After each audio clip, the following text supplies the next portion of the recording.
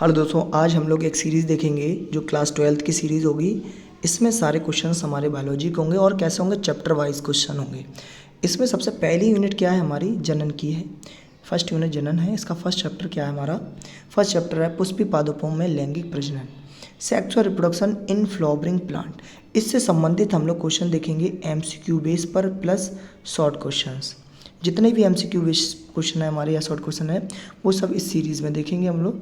तो पहला जो क्वेश्चन है हमारे पास, वो पहला क्वेश्चन क्या है, पहला क्वेश्चन है हमारा दोहरा निषेचन होता है। 2022 का क्वेश्चन है, दोहरा निषेचन होता है। इसको कहते हैं हम लोग डबल फर्टिलाइजेशन। क्या बोलते हैं, डबल फर्टिलाइजेशन। डबल फर्टिलाइजेशन किस में होता है, शैवाल में, कवक में, अनावृत बीजी पौधे में या आवृत बीजी पौधे में। तो किस में होता है, इसमें राइट आंसर क्या हो जाएगा, आवृत बीजी पौधों में। इसके इंग्लिश कहते हैं एंजियोस्पर्म। तो राइट आंसर इसका हो जाएगा आवृत बीजी पौधों में।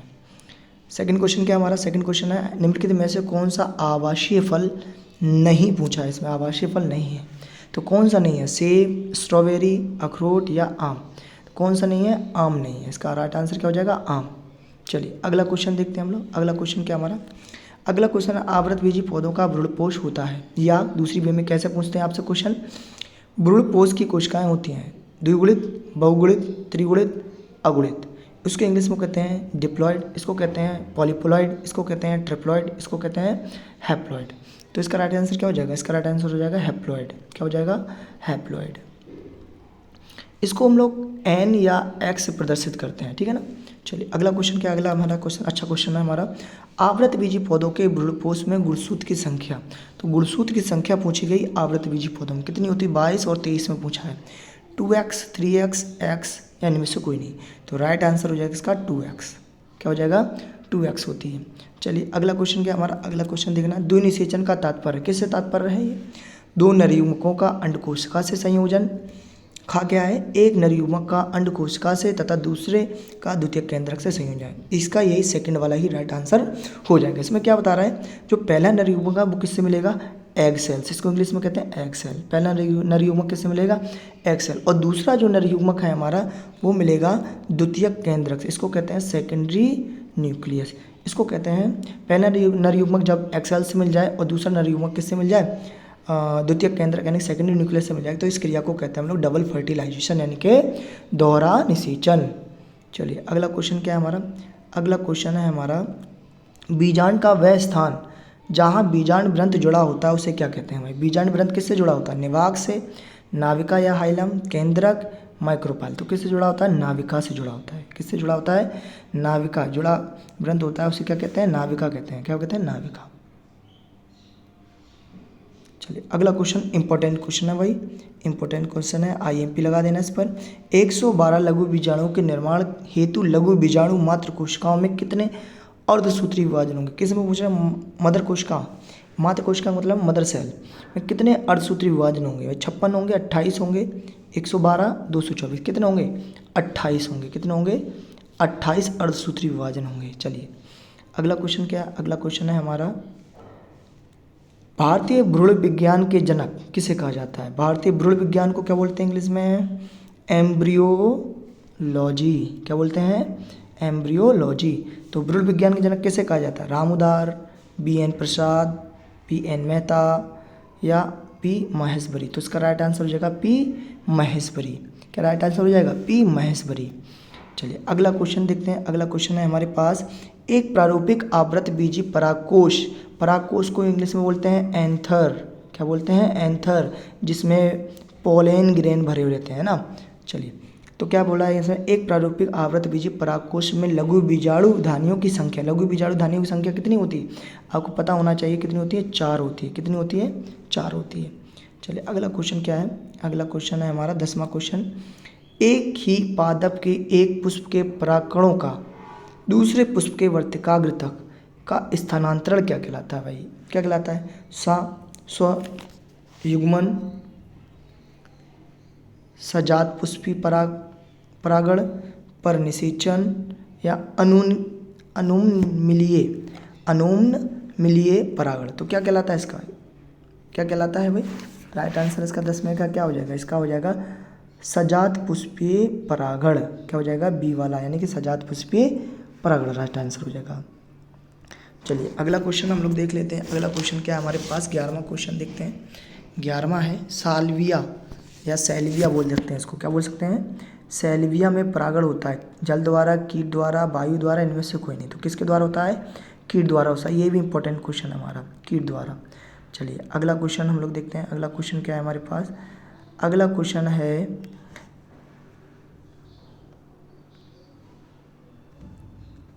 एक प्रारूपिक आवृतबीजी भ्रूणकोश परिपक्व होने पर होता है 7 न्यूक्लिकृत 8 कोशिकीय, 7 न्यूक्लिकृत 7 कोशिकीय, 8 न्यूक्लिकृत 7 कोशिकीय, 8 न्यूक्लिकृत 8 कोशिकीय। तो क्या होता है इसका राइट आंसर, क्या हो जाएगा हमारा 12वें का हो जाएगा 8 न्यूक्लिकृत 7 कोशिकीय होता है। कैसा होता है, 8 न्यूक्लिकृत 7 कोशिकीय। 2019 का क्वेश्चन है। अगला क्वेश्चन क्या है हमारा, अगला क्वेश्चन है हमारे पास अंड समुच्चय के निर्माण में सहायक होते हैं। अंड समुच्चय, एग एपरेटस, इसको इंग्लिश में बोलते हैं एग एपरेटस। क्या बोलते हैं, एग एपरेटस। तो एग एपरेटस के निर्माण में सहायक होते हैं कौन, अंड, अंड तथा सहायक कोशिकाएं, अंड तथा प्रतिमुख कोशिकाएं, सहायक कोशिकाएं तथा प्रतिमुख कोशिकाएं। तो क्या होता है इसका राइट आंसर हमारा क्या हो जाएगा भाई, इसका राइट आंसर होगा खा, यानी कि अंड कोशिका तथा सहायक कोशिकाएं हो जाएंगे, अंड कोशिका तथा सहायक कोशिकाएं। चलिए अगला क्वेश्चन देखें। अगला क्वेश्चन क्या है हमारे पास, अगला क्वेश्चन है आवृतबीजी पौधों में पुंकेसर होते हैं। कैसे होते हैं पुंकेसर, पुंकेसर बोलते हैं स्टामेन, है ना। मादा नरजनांग, मादा जननांग या नरजनांग का तथा खा दोनों, इनमें से कोई नहीं। तो क्या होगा इसका राइट आंसर बी, यानी कि खा, नरजनांग यानी कि मेल होंगे, ये मेल है ना। पुंकेसर क्या है, एक मेल भाग है ना, कैसा है, मेल भाग है, ठीक है, पुंकेसर। चलिए अच्छा देखो नरजनांग लिखा हुआ, ये भी क्वेश्चन अच्छा क्वेश्चन है भाई, देख लेंगे इसको भी हम लोग। 200 लघु बीजाणुओं के निर्माण के लिए प्रकार्यात्मक लघु बीजाणु मात्र कोशिकाओं में कितने अर्धसूत्री विभाजन, अर्धसूत्री पूछ रहे हैं ना, 400, 50, 200 या 100, तो कितने होंगे इसमें, 50 होंगे। कितने विभाजन होंगे अर्धसूत्री, 50 विभाजन होंगे। चलिए अगला क्वेश्चन क्या है हमारे पास, अगला क्वेश्चन है, थोड़ा सा जूम कर लेते हैं, बड़ा क्वेश्चन कर लेते हैं थोड़ा सा जूम। क्या है, निवाहक पाया जाता है, निवाहक किस में पाया जाता है भाई, परागकण में, बीजांड में, भ्रूणपोष में, उपयुक्त सभी। पराग निवाहक कहाँ पाया जाता है, निवाहक पाया जाता है बीजांड में, जिसको हम लोग बोलते हैं ओव्यूल। क्या बोलते हैं, ओव्यूल। इंपॉर्टेंट क्वेश्चन है ओव्यूल वाला। चलिए अगला क्वेश्चन क्या है हमारा, अगला क्वेश्चन है निम्नलिखित में से किसमें कीट परागण होता है, गुड़हल में होता है, अंजीर में होता है, गेहूं में या हरडला में। तो कीट परागण किस में होता है भाई, अंजीर में होता है। किस में होता है, अंजीर में होता है। इसका राइट आंसर क्या हो जाएगा, अंजीर। चलिए अगला क्वेश्चन क्या हमारा, अगला क्वेश्चन पढ़ लो यहाँ पर। 18वां क्वेश्चन क्या कह रहा है, 18वां क्वेश्चन है यदि किसी पौधों की पत्तियों की कोशिकाओं में गुणसूत्रों की संख्या 24 है, कितनी है, 24 है, तो उसके भ्रूणकोश में गुणसूत्रों की संख्या होगी तो कितनी होगी, है ना। किसका राइट आंसर हो जाएगा इसका, 36 होंगी। कितनी होंगी, 36 होंगी। चलिए अगला क्वेश्चन देखते हैं। पुष्पीय पादपों का कौन सा भाग अगुणित होता है, मतलब हैप्लॉइड पूछ रहे हैं, है ना, हैप्लॉइड कंडीशन पूछ रहे हैं। पुष्पीय पादपों में कौन सा भाग हैप्लॉइड होगा, जड़ होगा, पत्ती होगी, नर युग्मक होगा या युग्मज होगा। तो इसका राइट आंसर क्या हो जाएगा, नर युग्मक होगा। चलिए अगला क्वेश्चन क्या है, अगला क्वेश्चन हमारे बीजांड का वह स्थान जहाँ बीजांड ग्रंथ से जुड़ा होता है क्या कहलाता है भाई, बताइए क्या कहलाता है, माइक्रोपाइल, निवाहक, नाभिका या अंड कोशिका। तो क्या कहलाएगा इसका, हमारा राइट आंसर क्या हो जाएगा इसका, निवाहक। क्या हो जाएगा, निवाहक। चलिए अगला क्वेश्चन क्या है, अच्छा क्वेश्चन है निम्न में से कौन सा एक कूट मतलब असत्य फल, फॉल्स फ्रूट पूछ रहे हैं, है कौन सा है भाई, अंगूर, आम, अमरूद और सेब। क्या है इसका राइट आंसर, सेब हो जाएगा। ठीक है, ये 2023 का क्वेश्चन पूछा गया, 2023 में क्वेश्चन पूछा गया था। कब पूछा गया था, 2023 में क्वेश्चन पूछा गया था। चलिए आगे का क्वेश्चन क्या है, अगला क्वेश्चन है हमारे पास घास परिवार में बीजपत्र को क्या कहते हैं, प्रसलक, प्रांकुरचोल, परिभ्रूण, भ्रूणपोष, प्रसुप्ति। तो क्या बोलते हैं इसका, प्रसलक। क्या बोलते हैं, प्रसलक बोलते हैं। चलिए अगला क्वेश्चन, ये इंपॉर्टेंट क्वेश्चन है बेलिस्नेरिया के पौधों में परागण किस माध्यम से होता है? बेलिस्नेरिया परागण किसके माध्यम से होता है? जल के द्वारा, वायु द्वारा, कीटों द्वारा या मनुष्य द्वारा? तो किसके द्वारा होता है? बेलिस्नेरिया में जल द्वारा होता है। किसके द्वारा? जल द्वारा। इंपॉर्टेंट क्वेश्चन है। चलिए अगला क्वेश्चन क्या हमारा, निम्नलिखित में से कौन सी वायु परागण की विशेषता नहीं है? कौन सी वायु परागण की विशेषता नहीं है? हल्के परागकण, बेहतर अनावृत पुंकेसर, बृहद तथा पिच्छ वर्तिकाग्र, असंग बीजांड। तो कौन सा नहीं विशेषता इसकी? तो इसका राइट आंसर हो जाएगा हमारा असंख्य बीजांड। कौन सा? असंख्य बीजांड। चलिए 24 क्वेश्चन हो चुके हैं हमारे। अब क्या है, निश्चित उत्तरीय क्वेश्चन, मतलब एक एक अंक वाले जो प्रश्न पूछे जाते हैं। जैसे कि ये क्या है हमारा, द्वि निषेचन की खोज की थी, मतलब बताया था डबल फर्टिलाइजेशन की खोज किसने की थी? एस.जी. नवाशन। किसने की थी? एस.जी. नवाशन। राइट आंसर इसका याद रखेंगे, एस.जी. नवाशन। अगला क्या है हमारे, अगला है हमारे पास परागकोश की सबसे भीतरी टेप्टम परत का कार्य, मतलब जो परागकोश की सबसे भीतरी परत जो टेप्टम है हमारा, उसका कार्य पूछना क्या है? पोषण में सहायता करती है। किस करती है? पोषण में सहायता करती है, यानी कि न्यूट्रिशन में हेल्प करेगी। अगला क्या है हमारा क्वेश्चन हमारा, बिना निषेचन के फल बनने की क्रिया क्या कहलाती है भाई? इनमें फलों की मुख्य विशेषता बताइए।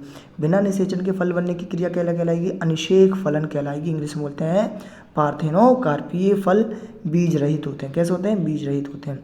अगला क्वेश्चन क्या हमारे पास, अगला क्वेश्चन है, चलिए उसको छोड़ते हैं, ये ज़्यादा कोई खास भी नहीं है, देख लेना आप इसको। देखो ये क्या है, रात्रि में खिलने वाले पुष्प प्रायः श्वेत रंग तथा सुगंध वाले होते हैं। क्यों? जो रात में पुष्प खिलते हैं वो सफ़ेद कलर के यानी कि श्वेत रंग तथा सुगंध वाले होते हैं। क्यों? क्या कारण है?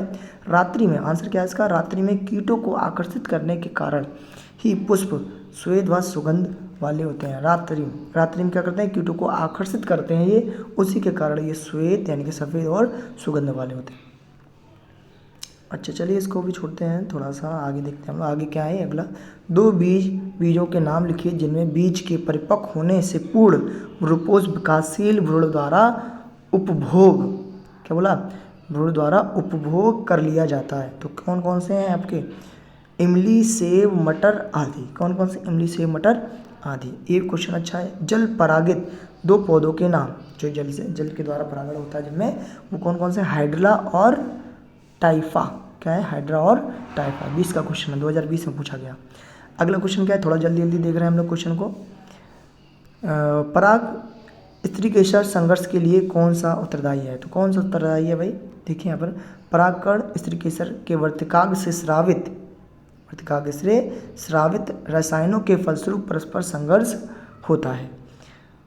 अच्छा ये देख लो, इस पर टिप्पणी पूछी जाती है आपसे, बहुवृत्ता पे इंपॉर्टेंट है ये, इस पर टिप्पणी पूछी जाती है आपसे एग्जाम में। बहुवृत्ता किसे कहते हैं? पॉलीएम्ब्रियोनी। देखो, बीज में एक से अधिक भ्रूणों का पाया जाना या बनना, बीज में एक से अधिक भ्रूणों का पाया जाना क्या कहलाता है? बहुवृत्ता कहलाता है। बहुवृत्ता बीजांड में से एक से अधिक भ्रूणकोश में पाए जाने के कारण या भ्रूणकोश की अंड कोशिका के अतिरिक्त किसी अन्य कोशिका से नर युग्मकों के संलयन के कारण विकसित होती है। आप इतना ज़्यादा याद नहीं रखो, इतनी एक लाइन में भी इसको आप डिफाइन कर सकते हैं। क्या? बीज में एक से अधिक भ्रूण का पाया जाना ही बहुवृत्ता कहलाता है। चलिए आगे क्या है, सेब तथा टमाटर का खाने योग्य भाग बताइए। मतलब सेब और टमाटर का कौन सा खाने योग्य भाग है? तो आंसर देखना इसका, सेब का पुष्पासन, कौन सा भाग? पुष्पासन। और मटर का फलभित्ति, है ना, प्लेसेंटा खाने योग्य होता है। मतलब जो प्लेसेंटा होता है टमाटर का फलभित्ति और प्लेसेंटा, ये दोनों ही खाने लायक भाग हैं टमाटर के और सेब के पुष्पासन।